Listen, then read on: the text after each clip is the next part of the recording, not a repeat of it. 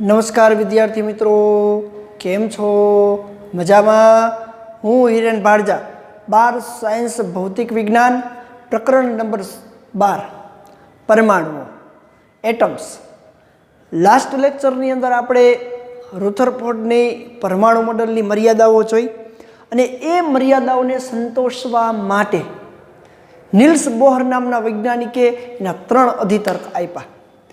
પહેલો અધિતર્ક હતો સ્થાયી અવસ્થામાં ઇલેક્ટ્રોન કોઈ ચોક્કસ કક્ષામાં ભ્રમણ કરે એના માટે. બીજો અધિતર્ક હતો કે કેવી કક્ષામાં ભ્રમણ કરી શકે, એટલે કે h/2πના પૂર્ણ ગુણાંકમાં. અને ત્રીજો અધિતર્ક હતો કે એક કક્ષામાંથી બીજા કક્ષામાં જાય ત્યારે ઉર્જાના ઉત્સર્જન માટેનો. હવે બોહરના આ અધિતર્ક પરથી આપણે એની ઉર્જાનું સૂત્ર અને એની ત્રિજ્યાનું સૂત્ર આપણે તારવવું છે. તો આપને ખબર છે કે આગળ રુથરફોર્ડના પરમાણુ મોડલ અનુસાર જે આપણે કક્ષીય ત્રિજ્યાનું સૂત્ર આપણે તાર્યું હતું એના કરતાં કંઈક અલગ મળવું જોઈએ, કારણ કે એ તો રુથરફોર્ડનું પરમાણુ મોડલ ખોટું હતું. તો બોહરના પરમાણુ મોડલ અનુસાર આપણે શું તારવવાનું છે તો કે કક્ષીય ત્રિજ્યાનું nમી કક્ષામાં ભ્રમણ કરતા ઇલેક્ટ્રોનની કક્ષીય ત્રિજ્યાનું સૂત્ર. પ્રશ્ન તમને 3 માર્ક્સની અંદર પૂછવો હોય તો માત્ર કક્ષીય ત્રિજ્યાનું સૂત્ર પૂછે. પછી આગળ થોડુંક પૂછવું હોય તો કક્ષીય ત્રિજ્યાનું સૂત્ર તારવી અને એની ઉર્જાનું સૂત્ર તારવું. તો અહીંયા આપણે પહેલાં વાત કરવી છે કે બોહરના પરમાણુ મોડલ અનુસાર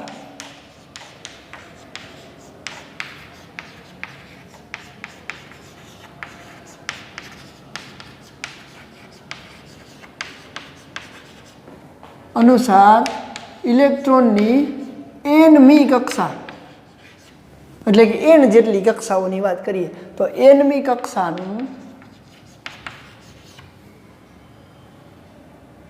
અથવા તો nમી કક્ષામાં ભ્રમણ કરતા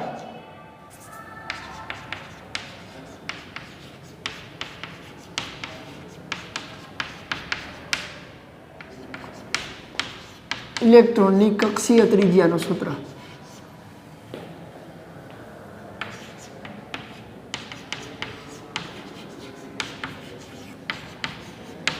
ટૂંકમાં પ્રશ્ન આપણો એવો છે કે બોહરના પરમાણુ મોડલ અનુસાર ઇલેક્ટ્રોન nમી કક્ષામાં ભ્રમણ કરે છે, તો એ nમી કક્ષામાં ભ્રમણ કરતા એ ઇલેક્ટ્રોનનો વેગ કેટલો હોય અને એના પર આધારિત એ ઇલેક્ટ્રોન એ કેટલી ચોક્કસ ત્રિજ્યામાં ભ્રમણ કરી શકે એની આપણે ચર્ચા કરવી છે.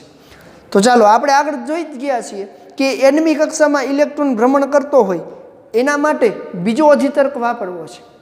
તો nમી કક્ષામાં ભ્રમણ કરતા હોય તો બોહરના બીજા અધિતર્ક પ્રમાણે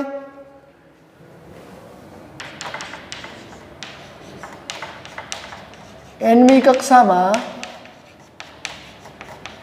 ભ્રમણ કરતા ઇલેક્ટ્રોન માટે બોહરના બીજા અધિતર્ક પ્રમાણે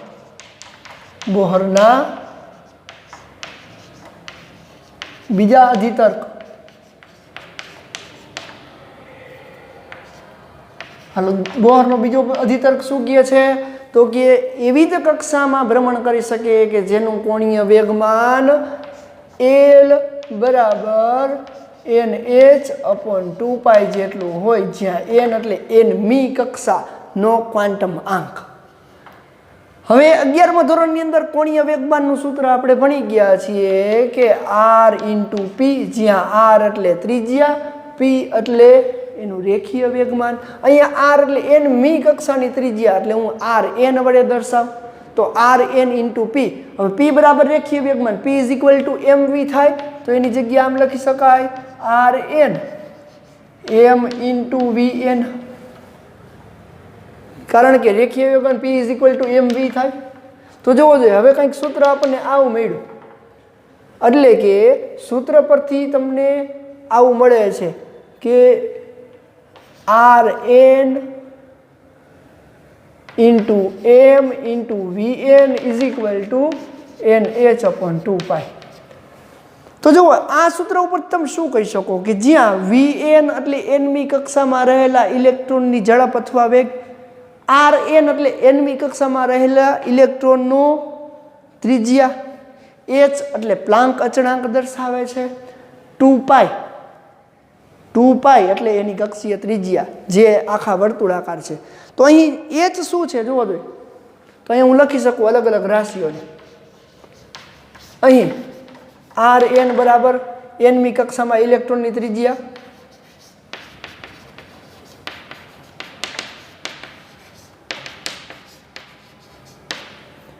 Vn nમી કક્ષામાં ઇલેક્ટ્રોનનો વેગ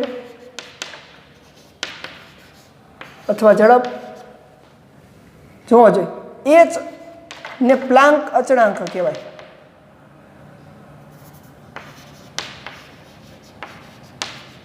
હવે આ પ્લાન્ક અચળાંકની વેલ્યુ છે એ ફિક્સ છે 6.6 × 10⁻34 જૂલ ઇન્ટુ સેકન્ડ. આ આપણે યાદ રાખવાની છે. તો આપણે જુઓ બોહરના બીજા અધિતર્ક પરથી આપણે આવું સૂત્ર મળે છે. હવે એની અંદરથી આપણે શું જોવું છે તો કે જોવો જોઈએ Rn Vn વાળા સમીકરણ તરફ આપણે જવું છે. તો જો ઇલેક્ટ્રોન ચોક્કસ કક્ષામાં ભ્રમણ કરતો હોય તો એ ઇલેક્ટ્રોન અને ન્યુક્લિયસ વચ્ચે લાગતું વિદ્યુતીય બળ અને ચોક્કસ કક્ષામાં ભ્રમણ કરવા માટે લાગતું કેન્દ્રગામી બળ જેટલું થવું જોઈએ. તો કે જો ઇલેક્ટ્રોન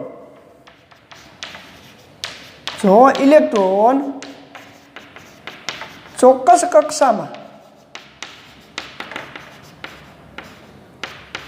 ભ્રમણ કરતો હોય તો જો ઇલેક્ટ્રોન ભ્રમણ કક્ષામાં કોઈ ચોક્કસ કક્ષામાં ભ્રમણ કરતો હોય તો કેન્દ્રગામી બળ બરાબર વિદ્યુતીય બળ જેટલું થાય તો જ એ કોઈ ચોક્કસ કક્ષામાં ભ્રમણ કરી શકે. હવે કેન્દ્રગામી બળ એટલે ઇલેક્ટ્રોનના વેગ સાથે સંબંધ છે એટલે કે mvn² mv² પરથી તો mvn² થશે ઇઝ ઇક્વલ ટુ વિદ્યુતીય બળ કોની વચ્ચે લાગતું વિદ્યુતીય બળ તો આપને ખબર છે 1/4πε0 ઇન્ટુ Ze²/Rn²,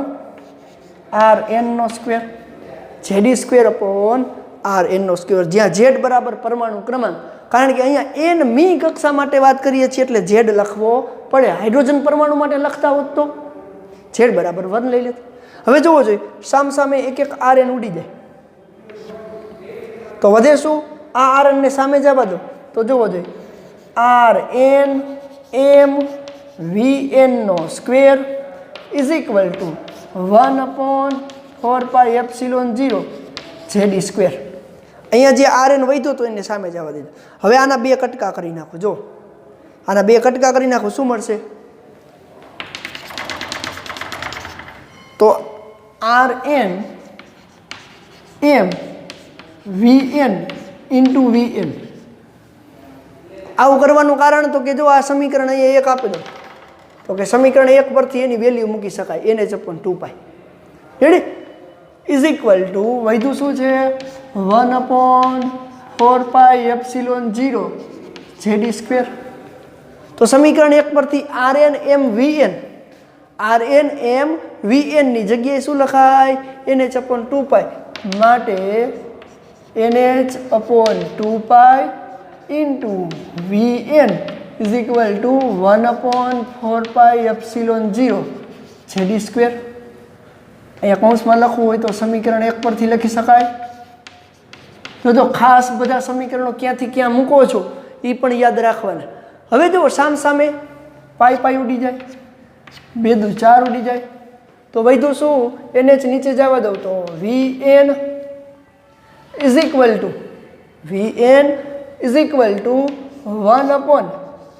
1/2ε0 NH નીચે જાય ઇન્ટુ Ze². શું કર્યું? કંઈ નથી કર્યું. Vn ને કરતા બનાવ્યા Vn બરાબર 1/2ε0 પાઈ તો ઉડી ગયા 1/2ε0 NH નીચે જવા દે ઇન્ટુ Ze². તો આ જે સૂત્ર આપને મળ્યું એ કેનું છે? nમી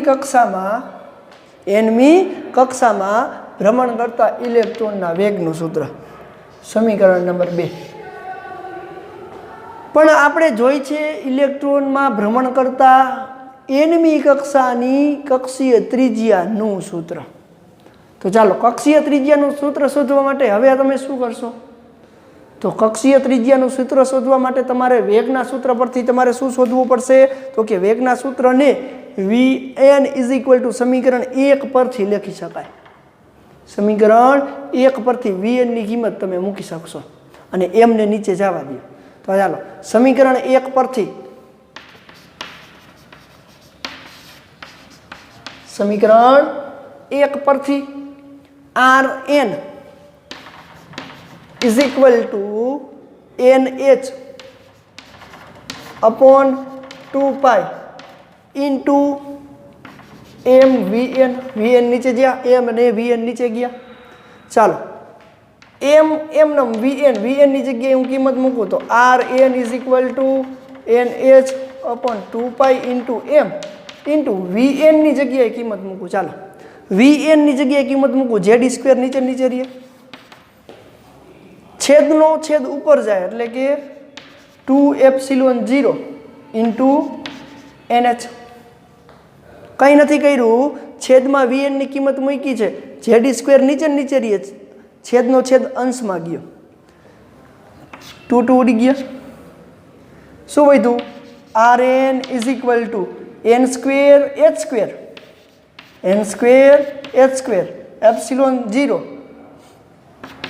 πm z², n² ε0 πm z². તો આ છે એ nમી કક્ષામાં ભ્રમણ કરતા ઇલેક્ટ્રોનની ત્રિજ્યાનું સૂત્ર.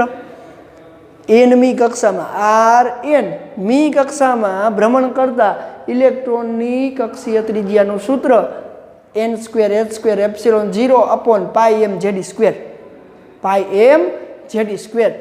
આને આપણે nમી કક્ષામાં ભ્રમણ કરતા ઇલેક્ટ્રોનનું સૂત્ર. હવે આપણે વાત કરવી છે તો હાઇડ્રોજન પરમાણુ માટે વાત કરવી હોય તો H પરમાણુ માટે એટલે કે H પરમાણુ માટે એટલે હાઇડ્રોજન પરમાણુ માટે Z = 1 થાય. હાઇડ્રોજન પરમાણુ માટે Z = 1 અને ત્રિજ્યા પણ પેલી જ કક્ષાની હોય એટલે R = 1 લઈ શકાય. તો કે R બરાબર એટલે કે Rn ને A0 વડે દર્શાવ, પ્રથમ કક્ષા વડે દર્શાવ. તો Rn ને પ્રથમ કક્ષા A0 વડે દર્શાવ તો પ્રથમ કક્ષા A0 બરાબર n = 1મી કક્ષા, પેલી જ કક્ષા, તો Z = 1 અને n = 1 લખી શકાય. તો હાઇડ્રોજન પરમાણુ માટે n = 1 લઉં તો વધશે શું? h² ε0 πm Z એટલે કેટલામી કક્ષા છે? પેલી કક્ષા, એટલે Z એટલે 1 લઈ લો ઇન્ટુ e². આને બોહર કક્ષા કહે છે. શું કહે છે? બોહર કક્ષાની કક્ષીય ત્રિજ્યા. બોહર કક્ષાની કક્ષીય ત્રિજ્યા. બોહર કક્ષા એવો શબ્દ વપરાય એટલે એમ સમજવાનું કે nમી કક્ષામાંથી એ પેલી કક્ષા છે જેને આપણે A0 વડે દર્શાવીએ છીએ. તો A0 એટલે પ્રથમ કક્ષા. હાઇડ્રોજન પરમાણુ માટે પ્રથમ કક્ષા એક જ હોય, એમાં કોઈ બીજી કક્ષા આવે નહીં. તો હાઇડ્રોજન પરમાણુ માટે Z = 1 અને n = 1 લઈ લ્યો તો Rn ની જગ્યાએ A0 લખાય. A0 એટલે પ્રથમ કક્ષા. તો A0 બરાબર Z અને n ની જગ્યાએ આ સમીકરણની અંદર 1 મૂકી દો, n² h² ε0 2π me², sorry ze². તો 2π πm z² ની અંદર Z = 1 અને n = 1 મૂકી દો એટલે તમને બોહર કક્ષાની કક્ષીય ત્રિજ્યાનું સૂત્ર મળે. તો આપણે આખા સમીકરણની અંદર શું કર્યું ખાસ ધ્યાન આપજો. બોહરના અધિતર્કનો ઉપયોગ કર્યો. L = nh/2π અને બીજું L બરાબર શું થાય? R × P. તો R × P પરથી Rn mv લીધું, એના પરથી આ સમીકરણને સમીકરણ 1 નામ આપ્યું. પછી આપણે ઇલેક્ટ્રોન ચોક્કસ કક્ષામાં ભ્રમણ કરે એના માટે એના પર લાગતું કેન્દ્રગામી બળ અને વિદ્યુતીય બળ સમાન હોય તો જ ચોક્કસ કક્ષામાં ભ્રમણ કરે, એના માટેના સમીકરણોને સરખાવ્યા. આ સમીકરણ પહેલાની કિંમત મૂકવા માટે આ સમીકરણને બનાવ્યું, એની કિંમત મૂકી અને વેગનું સૂત્ર તાર્યું. વેગના સૂત્રને પાછું સમીકરણ 1 માં મૂકી દીધું. સમીકરણ 1 માં મૂકતા બોહર કક્ષાની ત્રિજ્યાનું nમી કક્ષામાં ભ્રમણ કરતા ઇલેક્ટ્રોનની ત્રિજ્યાનું સૂત્ર મળે. પ્રથમ કક્ષામાં ઇલેક્ટ્રોનની ભ્રમણ કરતા એટલે કે હાઇડ્રોજન પરમાણુ માટે લેવું હોય તો તમે એને A0 વડે દર્શાવાય, જેને બોહર ત્રિજ્યા તરીકે પણ ઓળખવામાં આવે. બોહર કક્ષાની કક્ષીય ત્રિજ્યા અથવા તો બોહર ત્રિજ્યા તરીકે ઓળખવામાં આવે છે. તો આ છે nમી કક્ષામાં ભ્રમણ કરતા ઇલેક્ટ્રોનનું સૂત્ર. ચાલો સ્ક્રીનશોટ પાડી લેજો અને લખી લેજો.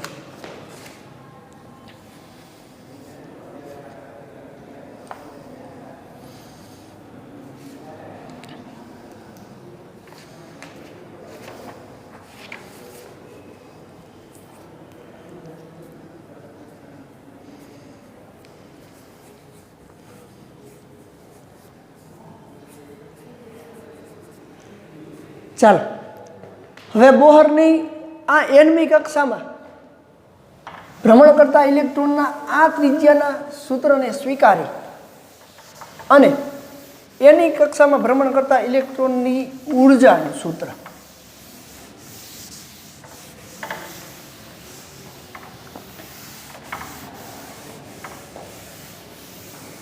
nમી કક્ષામાં ભ્રમણ કરતા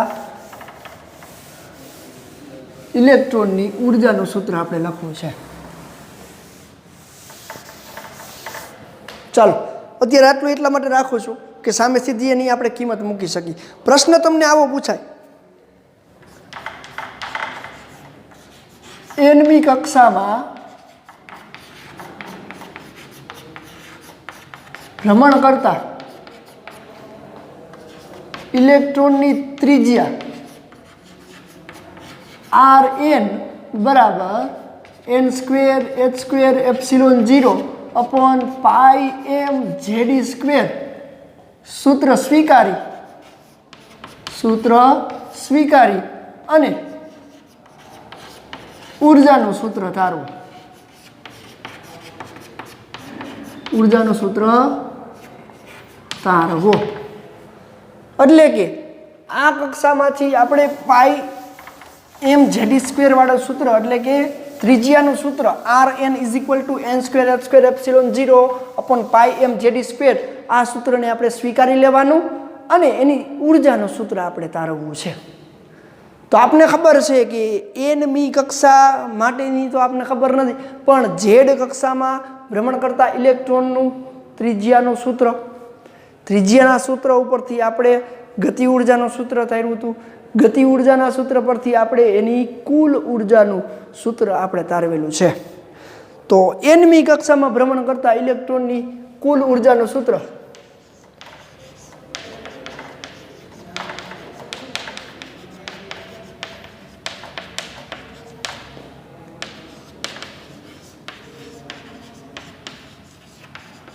ઉર્જાનું સૂત્ર શું છે? તો nમી કક્ષામાં ભ્રમણ કરતા આપણે ખબર છે -1/8πε0 z²/Rn nમી કક્ષા માટે. હવે આ જો સૂત્ર યાદ ન હોય તો ચોથા લેક્ચર કે ત્રીજા લેક્ચરની અંદર આ સૂત્રની તારવણી આપણે કરી છે. રેડી? તો એ ફરીથી પાછું જોઈ લેજો, રિવિઝન કરી લેજો.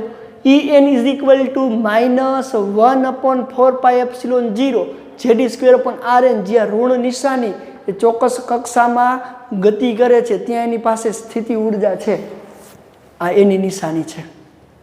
હવે આપણને ખબર છે કે સમીકરણ 1 ની અંદર સમીકરણ 1 માં ચોક્કસ કક્ષાની ત્રિજ્યા Rn બરાબર n²h²ε0 પાઈ m z² ની કિંમત મૂકતા, હાલો આની કિંમત તમે અહીંયા મૂકશો તો En માટે En બરાબર -1/8πε0 z² ઇન્ટુ, હાલો Rn છેદમાં છે તો આની કિંમત મૂકશો તો નીચે n²h²ε0 અને પાઈ m z² ઉપર જાય, પાઈ m z².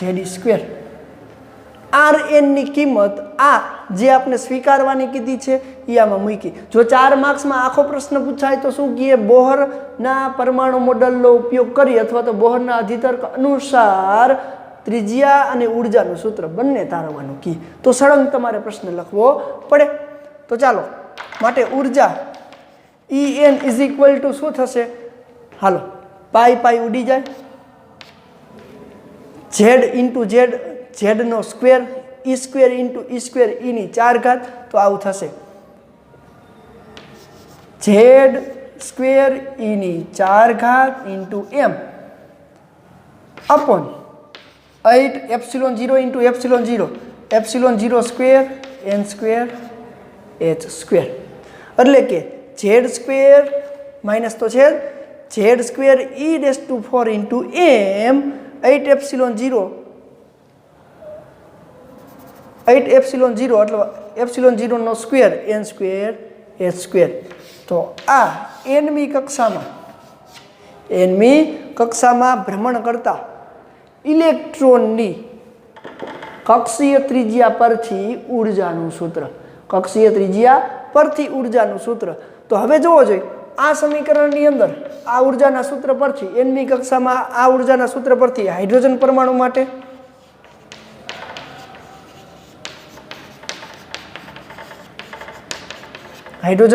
માટે Z બરાબર 1 લો, પહેલા જ કક્ષાની ત્રિજ્યા માટે તો શું લખી શકાય, En બરાબર માઇનસ એમી રેસ ટુ 4, 1 નો વર્ગ તો 1 જ થાય, છેદમાં 8 epsilon 0 square N square H square. તો આના પરથી એમ કહી શકાય કે ઉર્જા છે એ ક્વાન્ટમ આંકના વર્ગના વ્યસ્ત પ્રમાણમાં છે અને ત્રિજ્યા છે એ ક્વાન્ટમ આંકના વર્ગના સમ પ્રમાણમાં. એટલે કે કક્ષીય ત્રિજ્યા આર એન ચલે છે એન સ્ક્વેર અને ઉર્જા En ચલે છે 1/n સ્ક્વેર. જો ક્વાન્ટમ આંક વધે તો ત્રિજ્યા વધવાની છે, પણ ક્વાન્ટમ આંક વધે તો ત્રિજ્યાની ઉર્જામાં પણ વધારો જ થાય છે.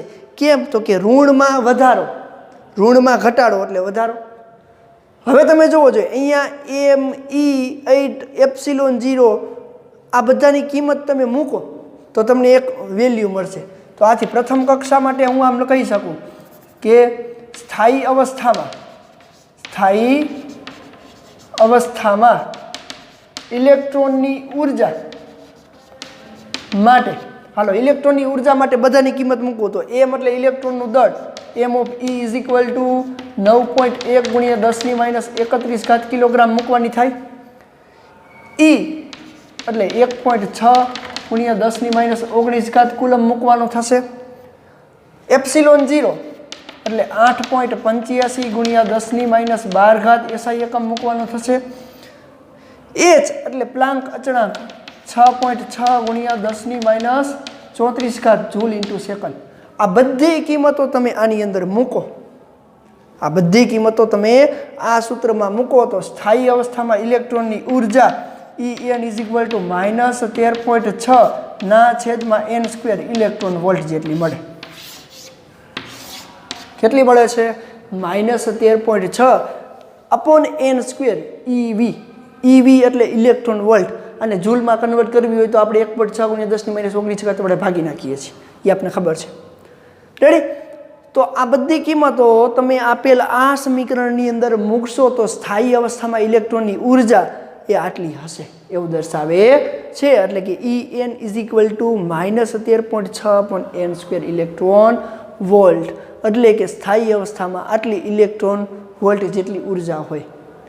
તો nમી કક્ષાનું ત્રિજ્યાનું સૂત્ર, nમી કક્ષાના ત્રિજ્યા પરથી nમી કક્ષામાં રહેલા ઉર્જાનું સૂત્ર, nમી કક્ષાના ઉર્જામાં સૂત્ર પરથી સ્થાયી અવસ્થામાં એની કેટલી ઉર્જા હોય એની ચોક્કસ કિંમત અહીંયા મૂકી શકાય. હાલો પહેલી કક્ષામાં 1 મૂકો, બીજી કક્ષામાં 2 મૂકો, ત્રીજી કક્ષામાં 3 મૂકો, એટલે કઈ કઈ કક્ષામાં કેટલી ઉર્જા મળે એ અહીંયા આ સૂત્ર પરથી તમે શોધી શકો છો.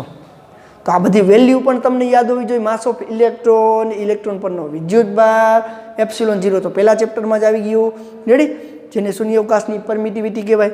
એચ એટલે પ્લાન્ક અચળાંક જેની વેલ્યુ 6.6 × 10⁻⁴ આ બધી કિંમતો તમે અહીંયા મૂકશો એટલે તમને આ વેલ્યુ મળે જે સ્થાયી અવસ્થામાં રહેલા ઇલેક્ટ્રોનની સ્થિતિ ઉર્જા અથવા તો ઉર્જાનું સૂત્ર આપણે કહીએ છીએ.